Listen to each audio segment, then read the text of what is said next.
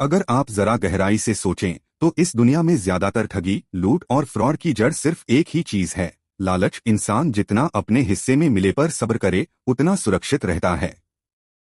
लेकिन जैसे ही लालच आंखों पर पट्टी बांध देता है, इंसान खतरे को देख ही नहीं पाता और यही लालच अक्सर जान तक ले लेता है। आज की कहानी भी एक सबक है। दिल्ली के पीरागढ़ी इलाके की बात है। 8 फरवरी शाम का वक्त। एक फ्लाईओवर के किनारे सन्नाटे में एक कार खड़ी थी। काफी देर से खड़ी कार पर कुछ राहगीरों की नजर पड़ी।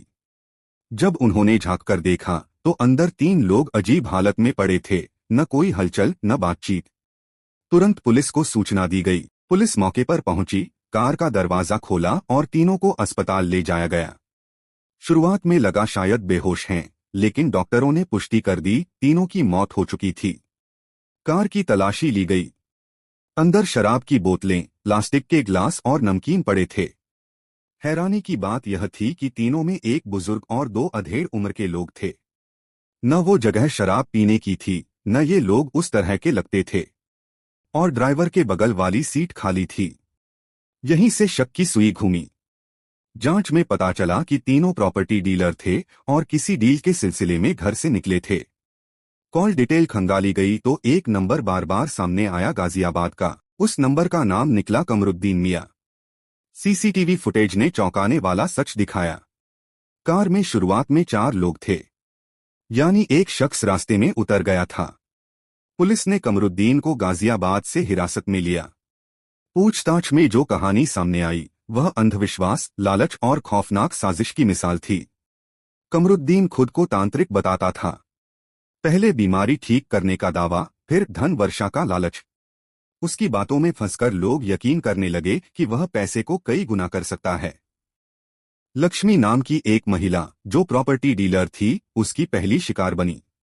बीमारी ठीक होने के बाद उसका भरोसा अंधा हो गया। फिर उसने अपने 2 साथियों रणधीर और शिव नरेश को भी इस जाल में फंसा लिया। कमरुद्दीन ने एक शॉल में नोट बरसाने का नाटक किया। आंखों के सामने चमत्कार दिखा और तीनों का शक खत्म हो गया। 8 फरवरी को धन वर्षा का बड़ा दिन तय हुआ। शराब, ग्लास और कुछ सामान लाने को कहा गया। बाहर से लड्डू लाए गए जिनमें जहर मिला हुआ था। गाड़ी में चलते वक्त उसने लड्डू प्रसाद कहकर खिला दिए। जहर ज्यादा तेज था। हालत बिगड़ने लगी। डर के मारे कमरुद्दीन रास्ते में उतर गया और भाग गया। कुछ ही दूरी पर कार रुक गई। तीनों बेहोश हो गए और वहीं उनकी मौत हो गई। जांच में सामने आया कि कमरुद्दीन पहले भी ऐसे कई कत्ल कर चुका था। फिरोजपुर, राजस्थान। हर जगह वही तरीका। जमानत पर छूटकर हर बार नई जगह, नए शिकार। अब पुलिस जांच कर रही है, क्या शिकार सिर्फ 6 हैं या इससे भी ज्यादा। इस कहानी का सबक बहुत सीधा है। जो इंसान कहता है कि वो आपका पैसा डबल ट्रिपल कर देगा, पहले उसकी खुद की जिंदगी देखिए। अगर उसके पास सच में ताकत होती तो वो खुद अमीर होता।